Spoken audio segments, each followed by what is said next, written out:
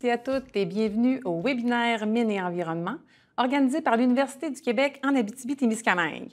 Mon nom est Marie-Ève Lacombe, agente d'information au service des communications et du recrutement, et j'ai le plaisir d'animer le webinaire d'aujourd'hui.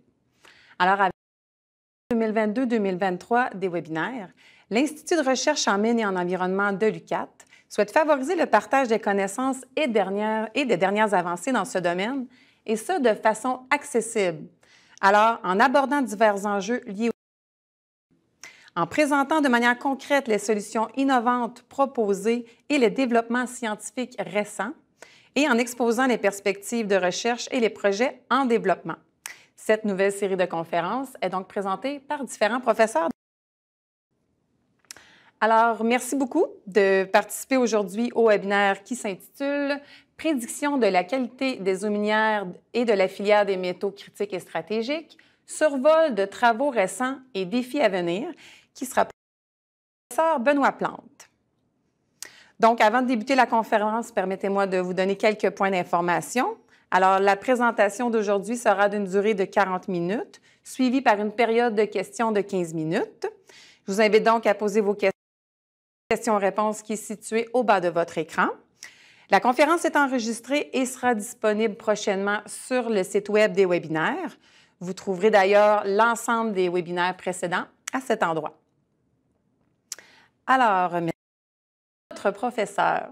Alors, Benoît Plante est professeur à l'Institut de recherche en mines et environnement de l'UQAT depuis 2011 et titulaire de la chaire de recherche institutionnelle en géochimie environnementale, des ressources minérales critiques et stratégiques. Il est en chimie de l'Université de Montréal, une maîtrise en génie minéral de Polytechnique Montréal et un doctorat en sciences de l'environnement de l'UQAT. Ses principaux intérêts de recherche sont la géochimie environnementale des rejets miniers et la prédiction des eaux, tant pour les mines de métaux de base et de métaux précieux que pour les métaux critiques et stratégiques. Je cède maintenant la parole au professeur Plante. Bon webinaire. Donc, on va sauter tout de suite dans le vif du sujet. Aujourd'hui, je vais vous présenter une introduction générale. Ensuite, je vais vous parler de quelques projets. Et ensuite, on va faire un survol de l'avancement des connaissances et des pertinences et retombées pour la société à propos de la prédiction de la qualité de l'eau pour les mines de MCS. Voyons. Donc, de quoi on parle quand on parle de métaux critiques et stratégiques? Il faut savoir que les métaux critiques et stratégiques ou les substances qu'on dit critiques et stratégiques vont avoir plusieurs définitions. Et souvent, on va les regrouper sous l'appellation métaux critiques et stratégiques ou MCS pendant la présentation. Chaque pays, chaque législation a ses propres définitions. Donc, par exemple, ici au Québec, on va dire que les métaux sont critiques s'ils revêtent aujourd'hui une importance économique pour des secteurs de l'économie qui représentent un risque élevé en matière d'approvisionnement et qui n'ont pas de substitut offert commercialement. Alors qu'on va considérer que les métaux sont stratégiques s'ils sont nécessaires à la mise en œuvre de politiques du Québec. Chaque législation, en plus d'avoir sa propre définition, va avoir sa propre liste, et ce sont des listes de MCS qui vont évoluer selon les changements, soit dans les marchés économiques, soit dans les politiques publiques.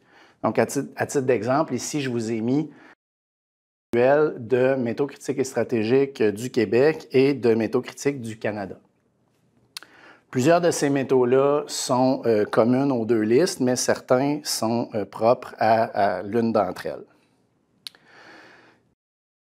En plus d'avoir leur propre liste, ont leur propre politique et programme pour favoriser l'essor de la filière des MCS. Donc, je vous mets ici la page titre de plusieurs politiques de ce type-là. On voit le Québec, le Canada, mais on voit aussi les États-Unis, la Commission européenne, et ce sont là seulement quelques exemples. À quoi servent les métaux critiques et stratégiques? Donc, vous avez ici une figure, un dessin, un schéma qui montre un peu où se trouvent les métaux critiques et stratégiques dans la vie. Donc, on en trouve vraiment dans plusieurs objets qu'on utilise dans la vie de tous les jours. Vous avez par exemple le cuivre, l'aluminium dans le câblage électrique. Vous avez le gallium, le cuivre, le zinc dans les panneaux solaires. Les véhicules électriques qui vont contenir passablement de lithium, nickel, cobalt, graphite, manganèse. Et tous les petits appareils électroniques, ordinateurs, téléphones, écrans, etc., vont contenir leur juste part de métaux critiques et stratégiques. Les métaux critiques et stratégiques sont en demande croissante dans les dernières années et on s'attend à ce que cette demande-là continue de croître encore beaucoup pour certains métaux dans les prochaines années pour répondre aux besoins grandissants des objets de la vie de tous les jours que je vous ai présentés il y a quelques secondes. Beaucoup en lien avec l'électrification des transports, le développement d'énergies renouvelables, les appareils intelligents, etc. Et vous voyez à gauche une demande pour les métaux nécessaires à la transition énergétique selon le Québec, là, en s'appuyant sur des données américaines et de la Banque mondiale. Donc, vous voyez que pour certaines substances, la croissance est vraiment très, très grande. Pour répondre à cette demande-là, il va falloir exploiter des nouvelles mines pour aller chercher ces substances-là. En plus des nouvelles mines, il va aussi falloir tendre vers une économie circulaire, donc améliorer tout ce qui est réutilisation, conditionnement, récupération, recyclage, mais on n'aura pas le choix, il va falloir exploiter des nouvelles mines pour se procurer ces substances-là. Au Canada, il y a eu plusieurs initiatives de déployer la découverte de nouveaux gisements et aussi pour permettre leur exploitation, leur concentration, la transformation, pour le faire à des coûts moindres et aussi avec le moins d'impact environnementaux possible. Donc, vous voyez ici sur la carte plusieurs indices de différentes substances critiques et stratégiques qu'on trouve sur le territoire. Parmi les initiatives, il y en a eu quelques-unes plus près de chez nous, entre autres à l'Institut de recherche Mines et Environnement, ici à l'UQAT. On a de recherche en lien avec les MCS en général et avec le potentiel de contamination de l'eau de contact, qu'on appelle le drainage minier, avec les rejets miniers des mines de MCS. Et c'est des projets sur lesquels j'ai eu à travailler plus particulièrement. Et tous ces projets-là nous ont permis aussi de créer la chaire de recherche institutionnelle en géochimie environnementale des ressources minérales critiques et stratégiques, dont vous voyez le logo ici en bas de la diapo. Alors, qu'est-ce que c'est que le drainage? On appelle le drainage minier l'eau qui circule à travers les ouvrages d'entreposage des rejets miniers, que ce soit les rejets de concentrateurs ou les stériles. Je pense que la plupart des gens qui regardent les webinaires sont familiers avec ces termes-là et je n'ai pas pris la peine de reprendre toutes les définitions des différents types de rejets miniers. Soyez sans crainte si jamais ce sont des termes qui sont un peu plus inconnus pour vous. On a plein d'autres webinaires qui les définissent très bien. Allez les regarder. Donc, cette eau de drainage minier-là, qui est en contact avec les rejets entreposés en surface, est susceptible d'être contaminée dans certaines conditions par des réactions biogéochimiques qui vont se produire naturellement quand les sont posés dans les conditions auxquelles on les soumet dans les aldastériles, les parcs à résidus. Et c'est important de prédire le plus en amont possible le potentiel de contamination de cette eau-là.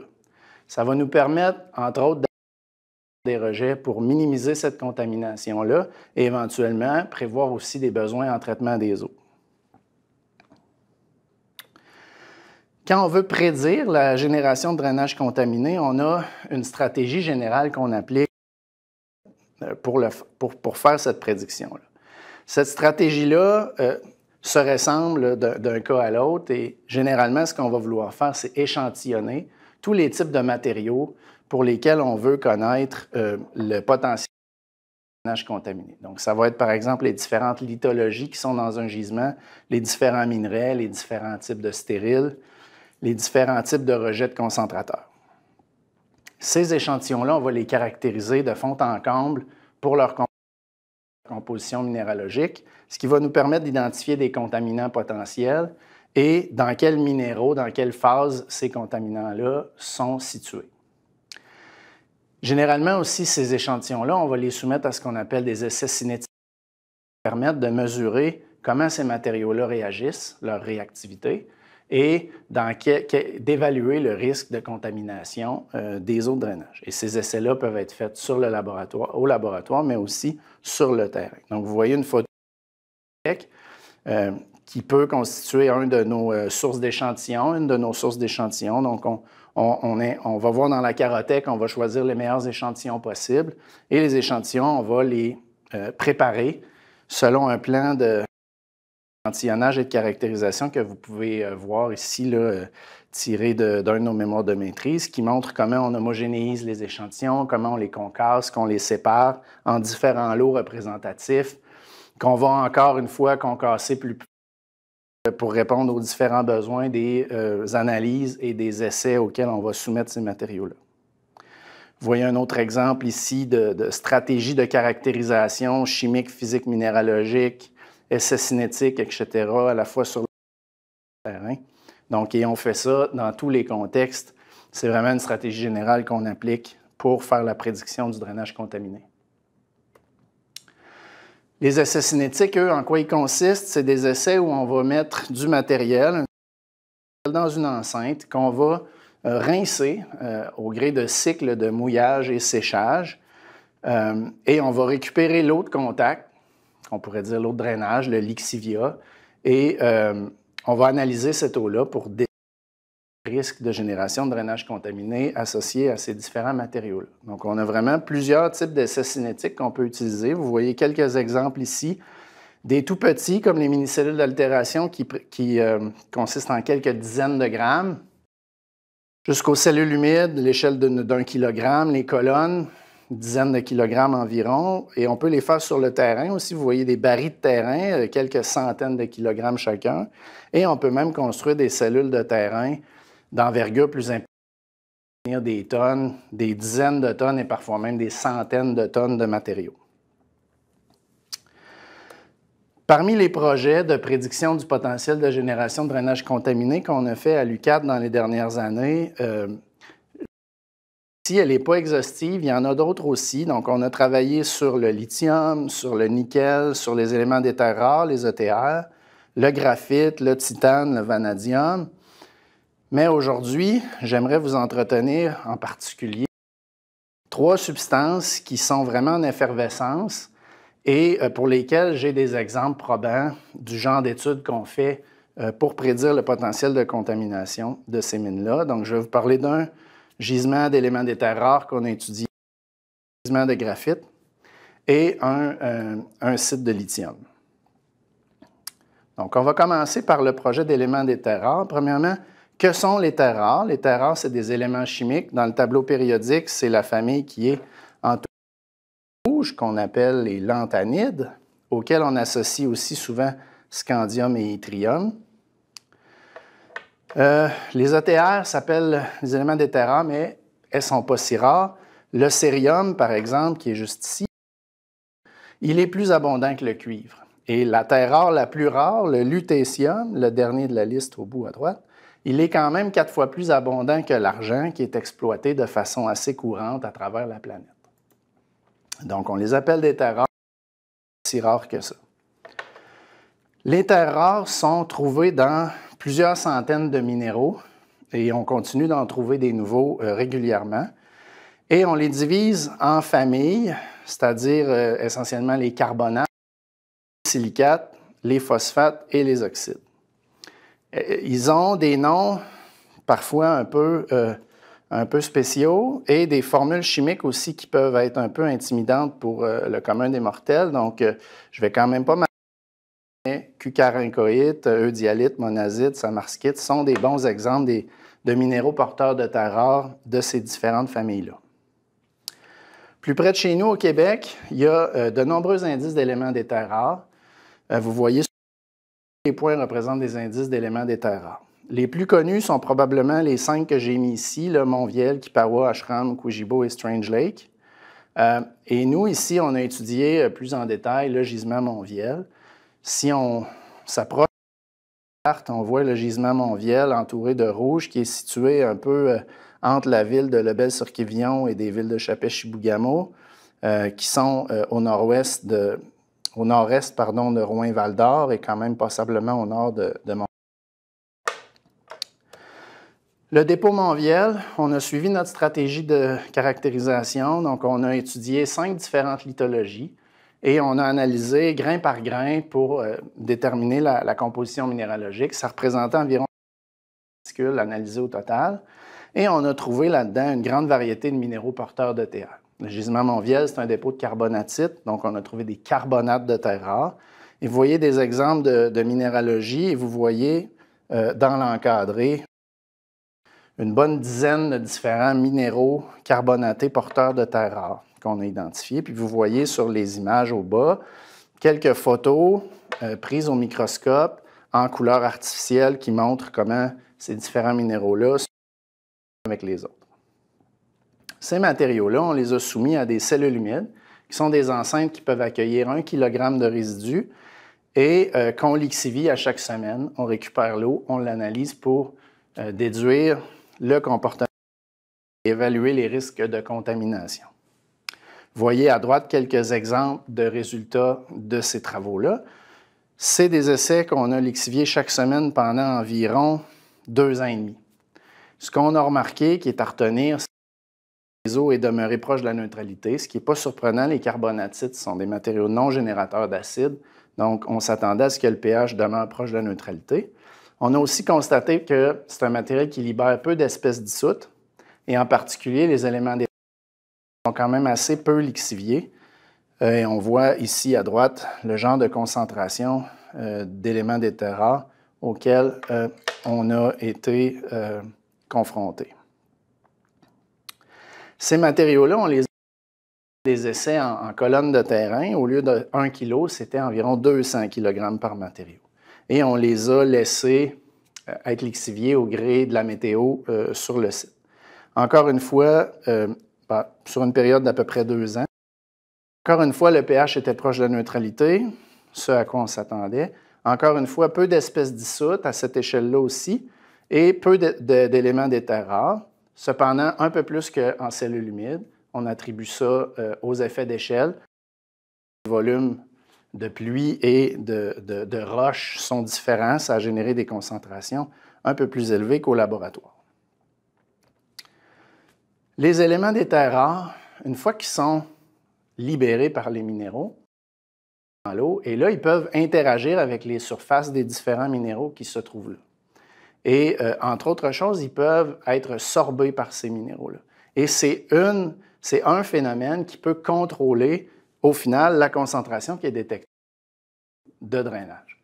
Donc, on a voulu comprendre l'influence des phénomènes de sorption sur la qualité des eaux au gisement Montviel. Et pour faire ça, on a fabriqué des minéraux purs et on a fait des mélanges de ces minéraux purs-là pour être pertinents dans le contexte de Montviel et on les a artificiellement soumis à des rinçages avec du cérium pour représenter les terres rares. Et on a essayé de voir combien ces minéraux-là étaient efficaces à sorber le cérium. Ce qu'on a vu, c'est qu'effectivement, donc parmi les minéraux, on a synthétisé de la calcite, de la magnétite, de la goethite, de l'apatite. Et ce qu'on a vu, c'est qu'effectivement, plusieurs de ces minéraux-là représentent des bonnes phases avec des bons potentiels de sorption, effectivement un rôle dans le contrôle de la qualité des eaux qu'on détecte au final dans les eaux de drainage. Entre autres caractérisations, on a soumis ces matériaux-là à des analyses au xanère dans un synchrotron pour effectivement constater que le cérium était sorbé sur les surfaces. Donc, les principales conclusions de cette étude-là, c'était que les matériaux du gisement Montviel avaient peu de risque de génération contaminée. Certaines lithologies même ne lixivient pas du tout d'éléments d'éther rares parce qu'ils n'en contiennent tout simplement pas. Ça nous a permis de proposer, bien noblement, une stratégie d'entreposage des stériles qui pourrait permettre de minimiser les risques encore plus en superposant des différents matériaux qui ont un potentiel de drainage contaminé avec des matériaux qui n'en ont pas et qui, en plus, ont un bon potentiel de sorption qui permettrait éventuellement de retirer les éléments d'éther rares des eaux de drainage. Appuyant sur des travaux d'autres personnes dans l'équipe qui avaient pensé à ce genre d'approche-là avant nous, comme par exemple les travaux d'Aubertin. Donc, ça, c'était pour les éléments, un exemple pour les éléments d'éther rares. Maintenant, j'aimerais vous donner un exemple de gisement de graphite. Qu'est-ce que le graphite? Le graphite, c'est un minéral qui est composé de carbone, qui a la particularité d'être en couches qui sont reliées par des forces électrostatiques. Je le mentionne parce que c'est une structure qui lui confère des propriétés qui peuvent être vraiment intéressantes au niveau électrique. Donc, une grande conductivité électrique, une grande capacité d'emmagasiner des charges électriques, qui en fait un candidat idéal pour être utilisé dans les batteries. Et la croissance de la demande en graphite, une bonne partie de cette croissance-là est reliée à la demande pour l'utilisation dans les batteries. Comme pour les ETR, il y a des nombreux indices de graphite au Québec. La carte, encore une fois, chaque point représente un indice connu de graphite. Parmi les plus connus, là, je mentionne Matawini, le dépôt du lac Guéret, le dépôt du lac Knife. Nous, on a étudié plus en détail le dépôt Matawini, que vous voyez ici, carte agrandie, qui est pas très loin de Montréal, un peu au nord de Trois-Rivières. Le graphite est généralement trouvé dans des formations géologiques métamorphiques qui sont favorables à l'apparition de minéraux comme la pyrrhotite. Le traitement du minerai pour concentrer le graphite va donc générer des rejets de concentrateurs qui peuvent contenir des sulfures. Dans les stériles, il y a aussi des lithologies qui peuvent contenir ces sulfures-là. Donc, ce sont des matériaux qui peuvent avoir un potentiel de génération de drainage mini-acide, de DMA, et des contaminants qui peuvent être associés à la présence de pyrrhotite dans les rejets, comme les thiocelles dont on va parler un petit peu plus loin. Alors, c'est nécessaire d'étudier le comportement des différents matériaux pour connaître avec plus de précision les risques de contamination des eaux de chacun et pour imaginer des stratégies de gestion et de restauration qui vont permettre de minimiser ces impacts environnementaux. Donc, dans le cas du gisement deux différents rejets de concentrateurs et des différentes lithologies de stériles. Donc, le traitement du graphite, une des stratégies envisagées, c'est de concentrer les sulfures dans un rejet qu'on va appeler concentré. Et le rejet dépourvu de sulfure, on va l'appeler le rejet désulfuré. Il porte les noms NAG et PAG pour le désulfuré et pour le concentré de sulfure et des lithologies de stériles. Vous voyez des photos là, du gisement, NAG et PAG, et des photos typiques des essais en colonne qu'on a utilisés pour évaluer les risques. Parmi les résultats des essais en colonne, on a remarqué que pour les rejets NAG, comme on prévoyait, ils ne sont pas générateurs de DMA. Ils génèrent peu de métaux, tout simplement parce qu'on a retiré la source du DMA et des métaux dans ces matériaux-là, à savoir les sulfures. Les concentrés de sulfure, les rejets PAG, eux, comme on s'y attendait, sont effectivement des générateurs de DMA et du sulfate et aussi des thiocelles, dont on parlait tantôt, en l'occurrence le thiosulfate. Parmi les stériles, seulement les lithologies qui contiennent de la pyrrhotite qui peuvent montrer un potentiel de génération de DMA, les lithologies qui n'en contiennent pas et qui n'ont pas vraiment de risque de génération de drainage contaminé, ou en tout cas beaucoup plus faible, et qu'on pourrait donc valoriser éventuellement dans des stratégies de gestion et de restauration. On est allé voir à la colonne de quoi avaient l'air les matériaux. Et effectivement, les matériaux non générateurs montraient peu d'évidence d'altération, peu d'évidence d'oxydation. Et les matériaux qui avaient un potentiel de génération avaient effectivement des indices d'altération. Donc, oxydation des sulfures, accumulation d'oxyde de fer, qui sont un des produits secondaires des réactions d'oxydation des sulfures. Et dans certains cas, il y en avait tellement que les oxydes de fer qui sont apparus ont cimenté les grains entre eux. Donc, on voit ici dans les photos en haut à droite que la cimentation a généré des croûtes dans les rejets, dans certains stériles. Quand on les regarde au microscope, on voit aussi des indices d'altération. Vous voyez en bas des photos de pyrrhotite. Et ça, pour nous, c'est des confirmations que la pyrrhotite s'est effectivement oxydée. Puis on voit aussi des oxydes de fer qui ont été accumulés en périphérie et puis qui ont cimenté les grains ensemble. À retenir de tout ça, c'est que certains rejets des mines de graphite peuvent effectivement avoir un potentiel de génération de DMA, mais aussi que certains autres types de rejets n'ont pas de potentiel de génération de contaminants et peuvent donc être valorisés dans la gestion des rejets. Il y a des stratégies d'entreposage en cellules ou en les valorisant dans des recouvrements multicouches. Encore une fois, on a d'autres webinaires qui abordent ces enjeux-là, donc je vous encourage à aller les voir pour savoir un peu plus comment fonctionnent ces mécanismes.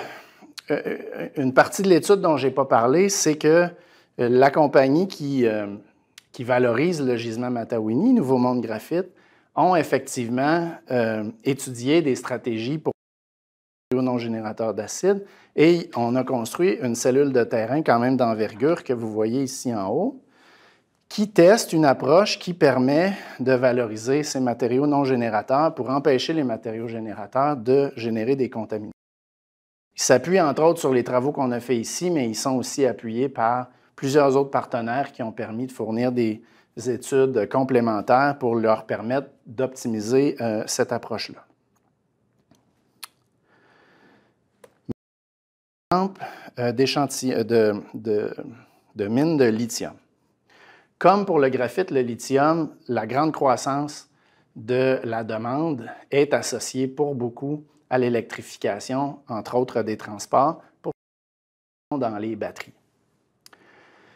Une des importantes sources de lithium au Canada, en Amérique du Nord, c'est une roche qu'on appelle le spodumène, un minéral qu'on appelle le spodumène, dont l'extraction suscite de plus en plus d'intérêt pour répondre de la demande.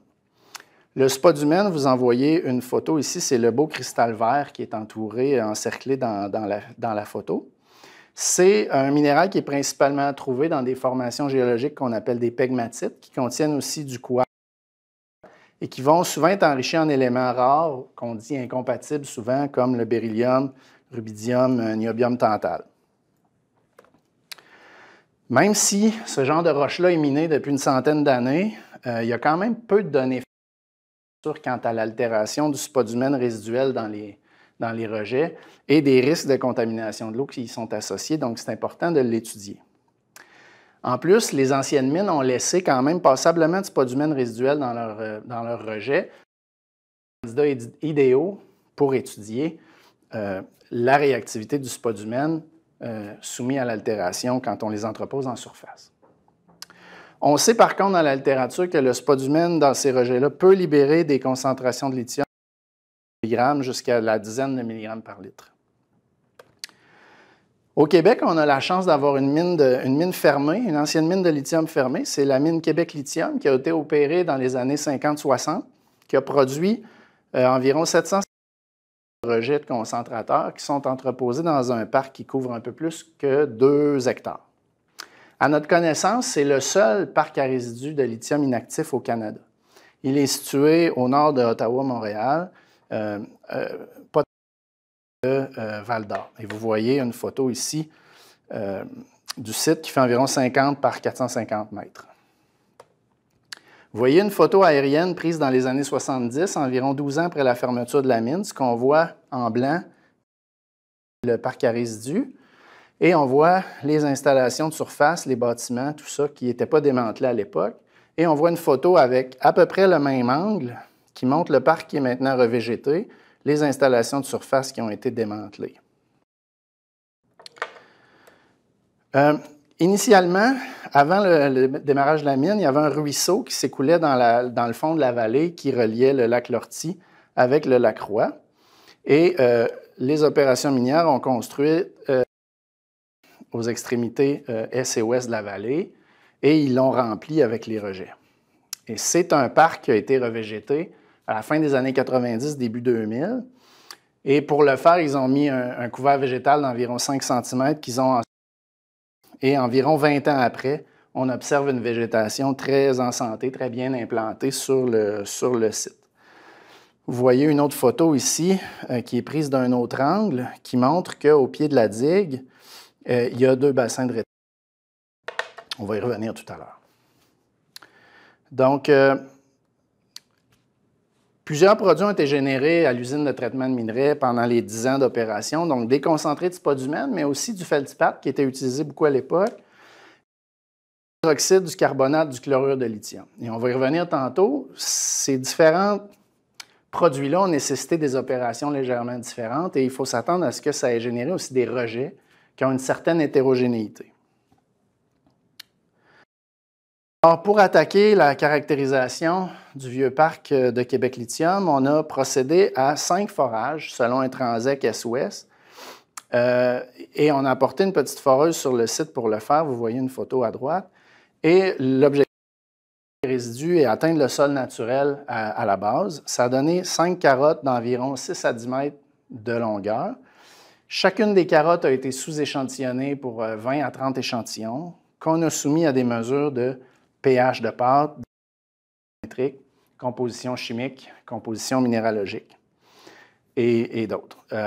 On avait aussi trouvé sur le parc un vieux piézomètre qui nous permettait d'échantillonner, qui fonctionnait encore, d'échantillonner l'eau à l'intérieur du parc. Ici, les 2 bassins au pied de la digue que je vous ai montré tout à l'heure qu'on a échantillonné. Et il y a un bassin en aval aussi, en amont, qui est ici, à l'ouest du site, qu'on a échantillonné aussi. Les résultats nous ont permis de faire du site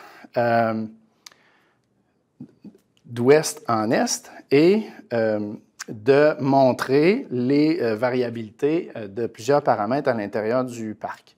Donc, vous voyez à droite un exemple de résidus. En haut à gauche, par exemple, c'est le pH de pâte. Ce qu'on voit, c'est qu'en surface, le pH de pâte est un peu plus faible, entre 5 et 6.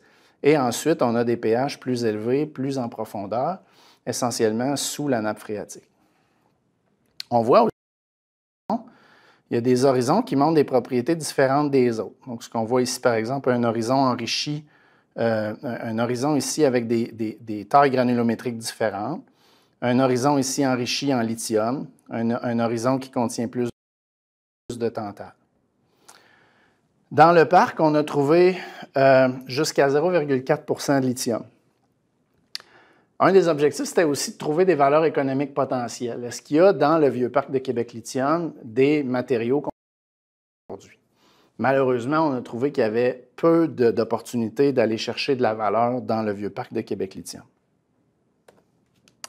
Quand on a regardé les grains de spodumène au microscope, on a commencé par en trouver 10 %, donc c'est quand même, il y a quand même encore du spodumène dans le parc.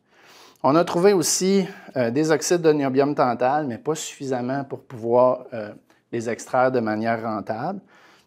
Des oxydes de fer titane, du zircon. On voyait que les grains de spodumène montraient peu d'altération. Donc, il semble que, soumis aux conditions d'entreposage auxquelles les résidus étaient soumis dans le parc, les spodumènes montraient un peu de signes d'altération. On voit des irrégularités qu'on associe probablement d'altération, mais ça restait quand même assez modeste. On a aussi essayé de trouver les minéraux qui portaient les traces d'uranium et de niobium tantal qu'on détectait. Et on a des minéraux de la famille des euxénites qui ont des formules chimiques un peu particulières, un peu complexes, mais qui contiennent à la fois uranium, peut-être thorium, niobium tantal, entre autres.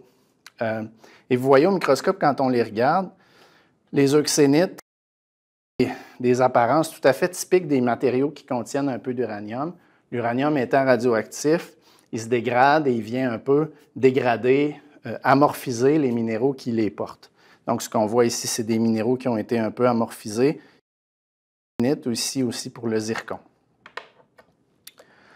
Pour ce qui est de la qualité de l'eau, les différents bassins, le piézomètre ont montré des pH proches de la neutralité, entre 6,4 et 7,5. On a mesuré jusqu'à 2 mg par litre ciel.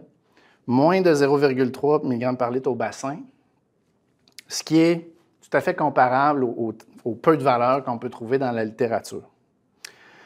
On a aussi trouvé une étude d'impact environnemental, les concentrations de lithium dans les lacs Lortie et les lacs Roy, qui ont mesuré jusqu'à 0,44 mg par litre.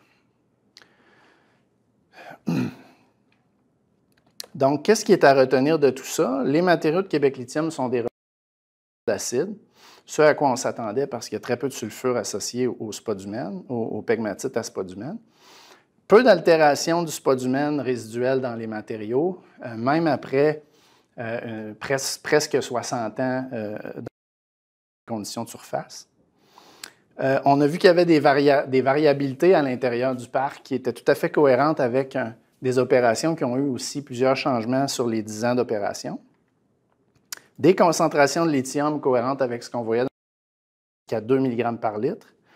Et malheureusement, peu de valeur économique secondaire exploitable dans le parc. Donc, c'était 3 exemples d'études sur les potentiels de contamination des métaux critiques et stratégiques qu'on fait ici à l'Institut. Maintenant, pour une synthèse de l'avancement des connaissances, ces travaux-là ont permis de faire avancer les connaissances sur des aspects fondamentaux et des aspects appliqués et méthodologiques.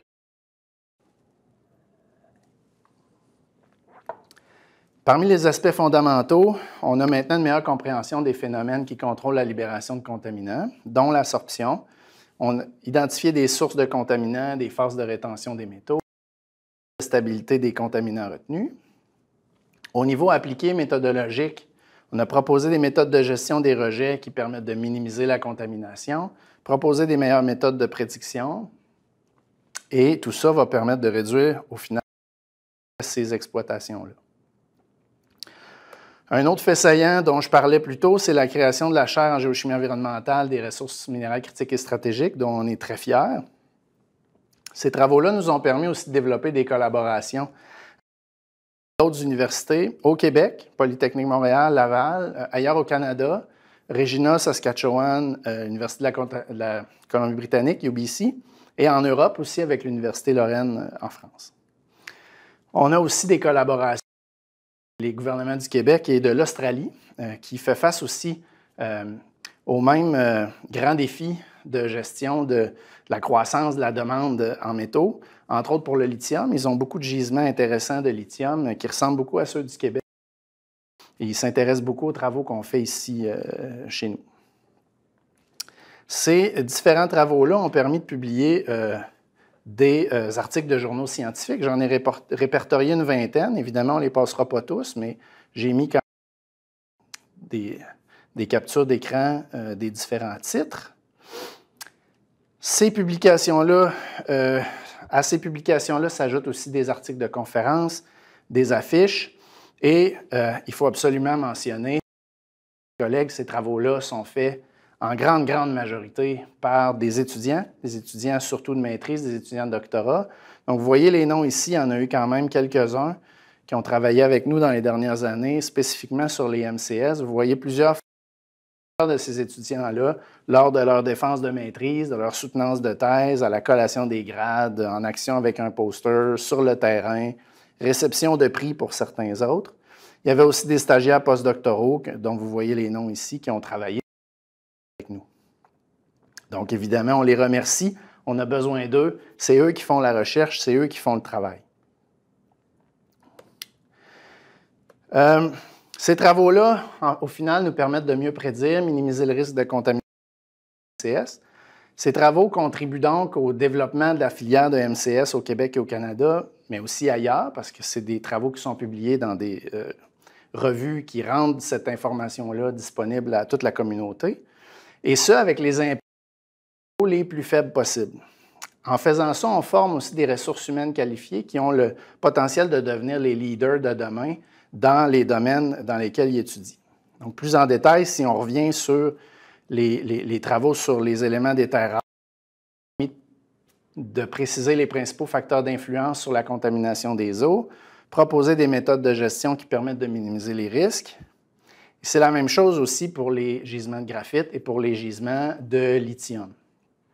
Au final, une méthode, et on est encore en train de développer une méthode de prédiction spécifique au drainage neutre contaminé qui va pouvoir être utilisée par tous les intervenants de l'écosystème des mines et de l'environnement, non seulement pour les MCS, mais aussi pour toute exploitation minière.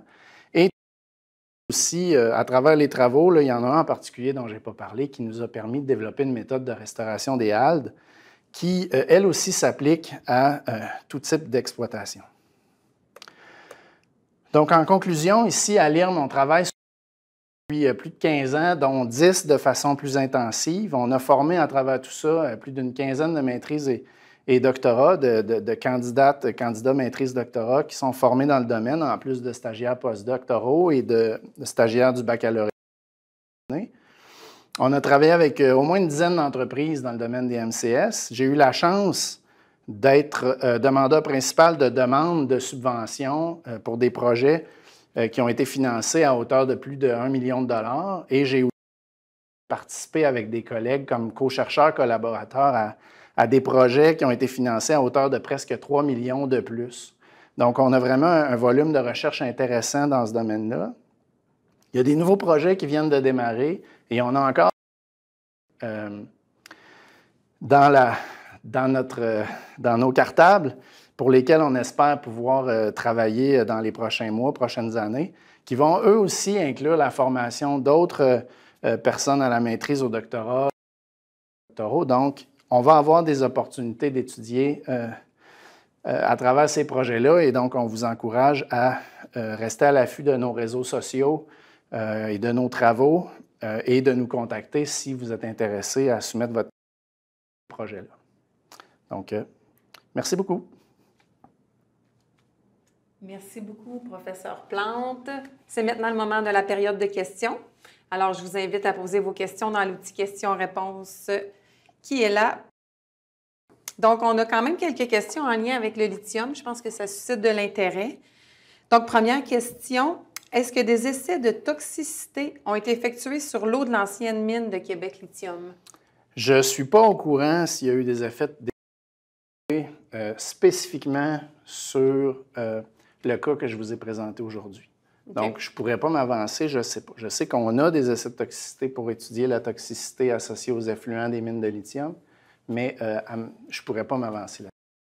Okay. Il y a dans la littérature de plus en plus de travaux qui se penchent sur l'écotoxicité des effluents de lithium. Il n'y a pas encore consensus. Ça dépend de l'écosystème, ça dépend des espèces, mais il y a des résultats qui commencent à sortir là, qui montrent qu'il y a quand même une bonne tolérance à la toxicité pour certaines espèces, mais il y a aussi d'autres espèces qui peuvent être plus sensibles.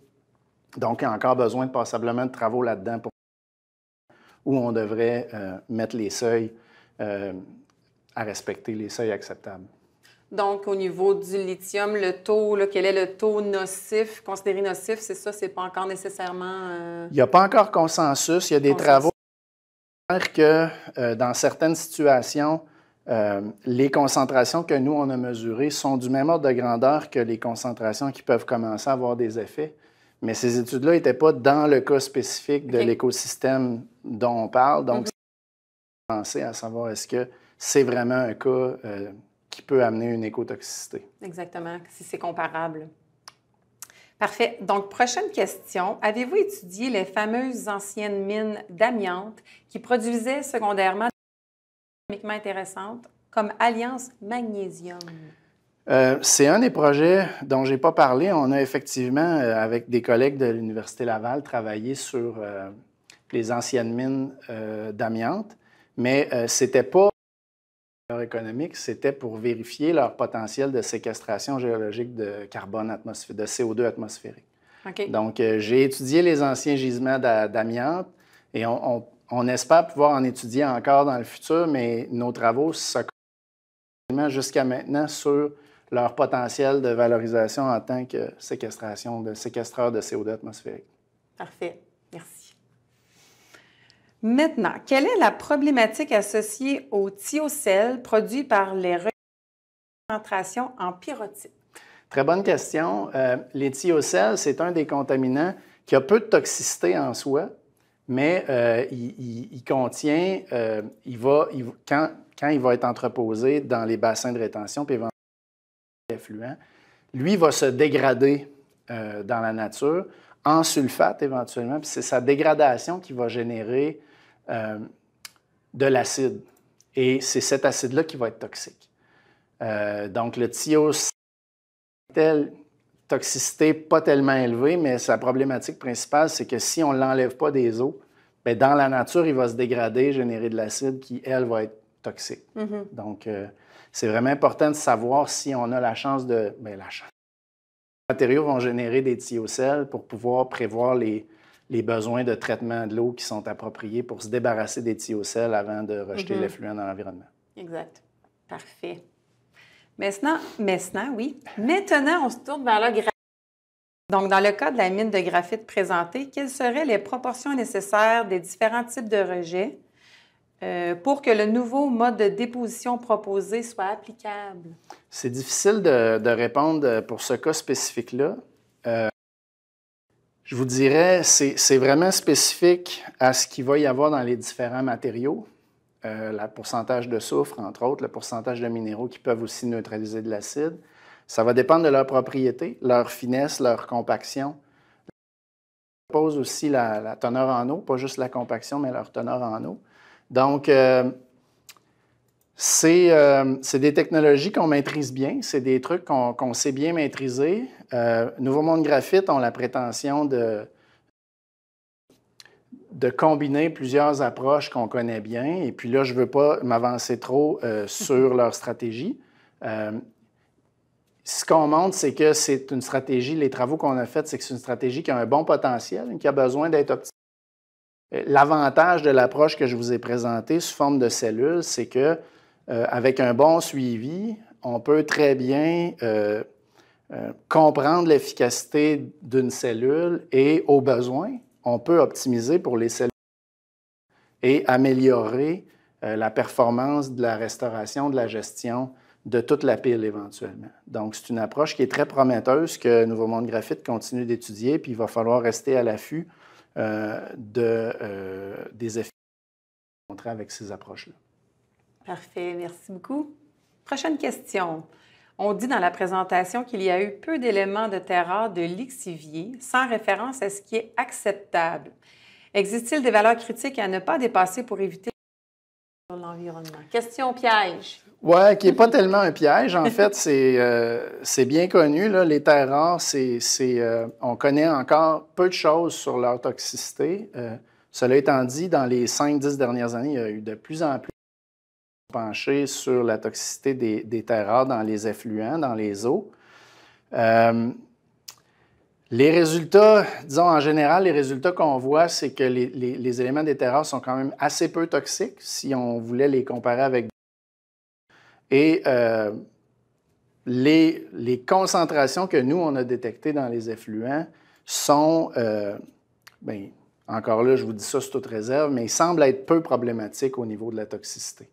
Puis je vous dis vraiment ça parce qu'on a effectivement besoin de bonifier les connaissances là-dedans. Puis il faut aussi bien étudier la pertinence des essais de toxicité qui sont effectivement utilisés, les mettre dans le contexte des écosystèmes où ces mines-là sont trouvées et vraiment dire qu'il n'y a pas de problème, il reste encore du travail à faire, mais les résultats que je connais pour l'instant montrent que c'est des métaux qui sont quand même d'une toxicité comparable à d'autres métaux là, qu'on connaît qui ne sont pas très toxiques. Donc, à suivre dans ce dossier-là.